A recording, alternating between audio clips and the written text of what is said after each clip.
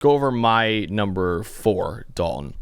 And I believe you had him, number 9 on your list in Jalen Milroe? Yep. The quarterback out of Alabama. This is a tough one, man. This really is a tough one. So the reason why I think this is similar to Quinn Ewers in some ways, where it's still physical tools is what you're betting on here, and it's still raw in a lot of areas. But I do think Milroe played better than Ewers over the last couple of years. And physical tools, man, they are out of this world for this guy. Pretty easily the best physical tools, I think, in this entire draft at quarterback. Game-breaking speed. He breaks angles, even from defensive backs. He runs away from defensive backs sometimes. He had a 22.9 miles per hour in our tracking, 99.8th percentile gas score as well, and then a rocket launcher of an arm. He could throw 65-plus yards. His velocity often makes a lot of issues that he has with timing, because sometimes he is late to throws, but he has such a strong arm that he can rocket it in there even though he is late to it. 7% big-time throw rate over the last 2 years. That's 9th in America.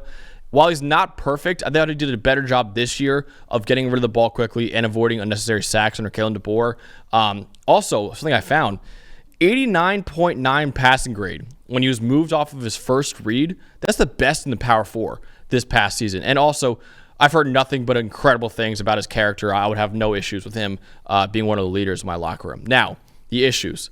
He's still raw as a passer. His accuracy and footwork are all over the place. 10th percentile at avoiding negatives. His accuracy rate over the last 2 years is 109th in the country. 55% of his throws were accurate over the last 2 years. Pocket presence, I mentioned before, was a little bit better this past year, but it's still rough overall. About a 26% pressure to sack rate over the last 2 years.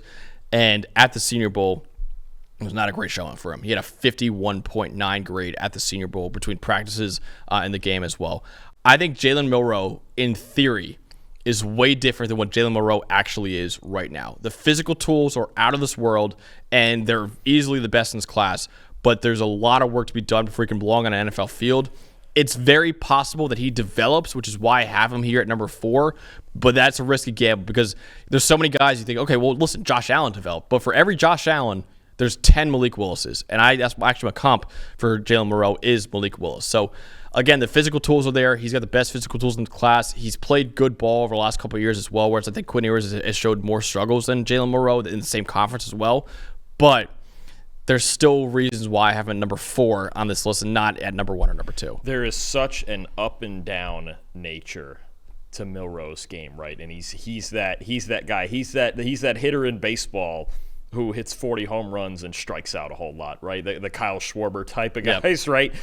So you look at it, and there's moments with Milroe where you go, wow, okay, he's the best athlete on the field. I mean, you look at even the LSU game this year where he just completely took over with his legs. He barely threw over 100 yards in that game because he could just run all over you. If he decides to run at the combine, I would bet he's going to run at least a 4.4. It's just ridiculous how good an athlete he is.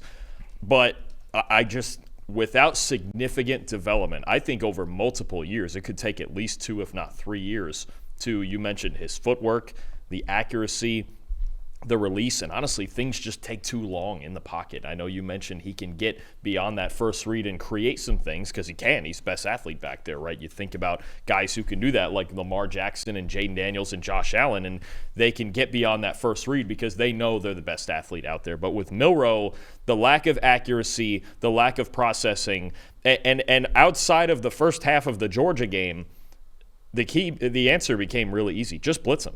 Speed him up. Let's go.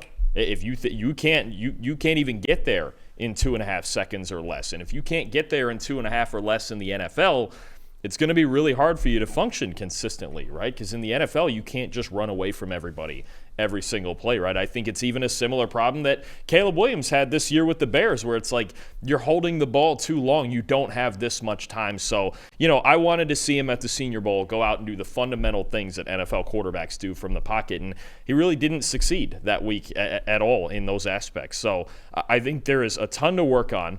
If you take him in a safe space where he can develop over multiple years. I don't even think this is a sit 1 year situation. No. I think this could take 2 or 3 years to get him to function within the pocket at an NFL level. There's no question about his mobility, but he's also not even built like a Josh Allen or like an Anthony Richardson, right? He came in at 6'1", I think it was, and now everybody's making a thing about the really small hand size, and maybe that's why, Trevor was saying that maybe that's why so many balls get airmailed. They get thrown high, right? I think that's where I see most of his inaccuracies is overthrows and balls being thrown high, in part because, he's got to just rip everything to be accurate too. He doesn't throw with a whole lot of touch. So when you go in and you look at the tools and how he has taken games over at the college level, there is a ceiling there. There's a major athletic ceiling there.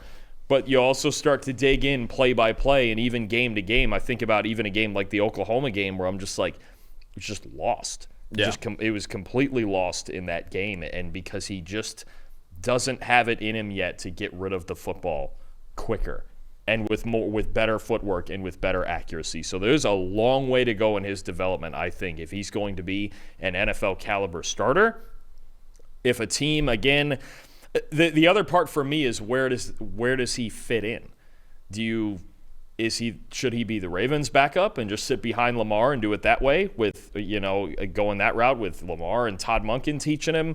Is it the Bills? Is it the Bills with Josh Allen and Joe Brady and try to get him in rhythm? Is it where is this fit where you go, okay, we can develop a guy like Milroe? Because I think if he's your quarterback, if he's your starting quarterback, you have to tailor your offense to him now. Yeah. You can't just throw, say, like what Zach Taylor and Joe Burrow do in Cincinnati on Jalen Milroe and expect him to succeed like that, right? So I think there's a long way to go in his development. That's why I have him lower, because I think a lot of the things you need to be a functional NFL quarterback are kind of lacking right now. Yeah, his processing speed. So he does a good job of getting through his reads, but not at a quick enough speed. Like you said, he had a 3.4 second average time to throw last year, and then this past year a little bit faster, but still 2.9 seconds. And usually you want to get down to like 2.5 second range if you can.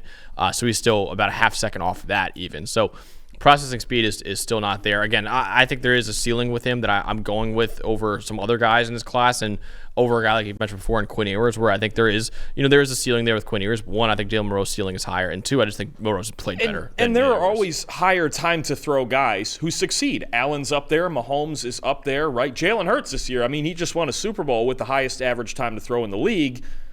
But they also had the best offensive line in the league and the most loaded team in the league, right? And they allowed him the time and space to be able to do that. So I think it needs to be, even what Hurts is at I think he was averaging around 3.2.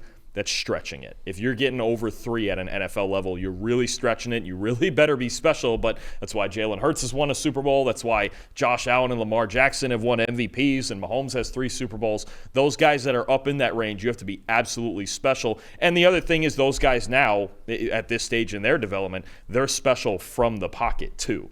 It is balanced out, along with the playmaking. So Milroe, he's got a long way to go in his development from the pocket. Yeah, and I think another reason why I had him at number 4 was because there's a lot of guys in the 3 through 10 range I just don't think have the ceiling to be NFL starter. Milroe has that ceiling, which is why I put him at number 4. But like, I am with you though; it's going to take a while for him to develop. And you mentioned before the hand size; he came in with 8 3/4 inch hands, which is below the 9-inch threshold that a lot of teams have in the NFL. And Trevor was saying it, I thought really what the seam was like. Yeah, I mean, for him to have such a good arm, because usually when you have a bigger hand size, it's easier for you to rocket balls in. He's such a twitched up athlete that he has to do that to make up for the smaller hands, right? Which leads to accuracy issues. When you're throwing at 100 miles an hour every single time, you're probably not going to be as accurate all the time, right? So that's another thing to keep an eye on with Jalen Milroe with his hand size as well. But again, there is a ceiling there with Milroe, but there's a long way to go in his development. But I do think that at the best possible outcome, he is a starting quarterback in the NFL. I can't say the same for a lot of the other guys that we talked about on this list, which is why I had him number 4 for me. Hey, thanks for watching another episode of the PFF College Football Show. Please make sure you guys subscribe to the channel. Also, subscribe to PFF Plus at subscribe.pff.com for all of the same data and grades that we use in our show, plus fantasy tools, betting tools, and our mock draft simulator.